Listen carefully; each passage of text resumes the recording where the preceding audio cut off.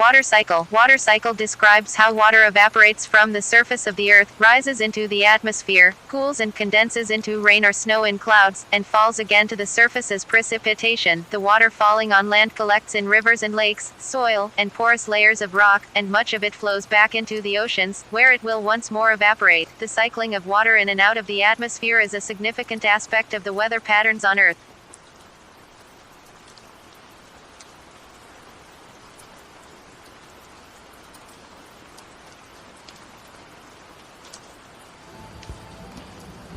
Evaporation is the process of a substance in a liquid state changing to a gaseous state due to an increase in temperature or pressure. Evaporation is a fundamental part of the water cycle and is constantly occurring throughout nature. It happens when atoms or molecules escape from the liquid and turn into a vapor.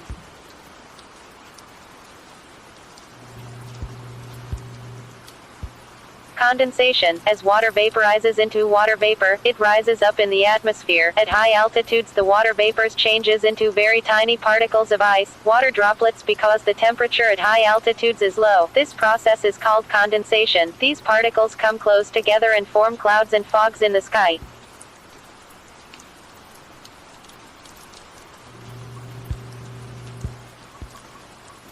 Sublimation. Apart from evaporation, sublimation also contributes to water vapors in the air. Sublimation is a process where ice directly converts into water vapors without converting into liquid water. This phenomenon accelerates when the temperature is low or pressure is high. The main sources of water from sublimation are the ice sheets of the North Pole and the South Pole and the ice caps on the mountains. Sublimation is a rather slower process than evaporation. Precipitation. The clouds, condensed water vapors, then pour down as precipitation due to wind or temperature change. This occurs because the water droplets combine to make bigger droplets. Also, when the air cannot hold any more water, it precipitates. At high altitudes, the temperature is low and hence the droplets lose their heat energy. These water droplets fall down as rain. If the temperature is very low, below 0 degrees, the water droplets fall as snow. Water also precipitates in the form of drizzle, sleet and hail. Hence water enters lithosphere.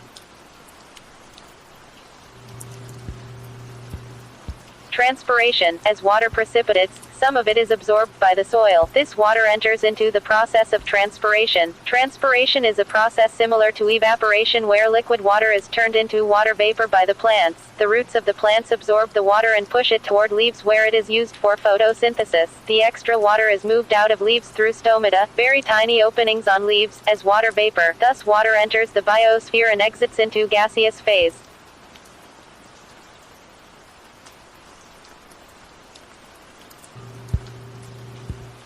Runoff. As the water pours down, in whatever form, it leads to runoff. Runoff is the process where water runs over the surface of Earth. When the snow melts into water, it also leads to runoff. As water runs over the ground, it displaces the topsoil with it and moves the minerals along with the stream. This runoff combines to form channels and then rivers and ends up into lakes, seas and oceans. Here the water enters hydrosphere.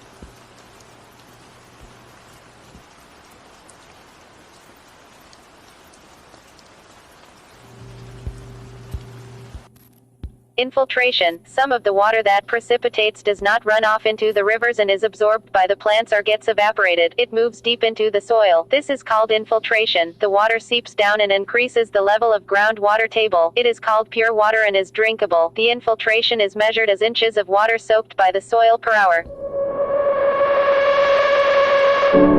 If you ever leave me, baby, leave some morphine at my door.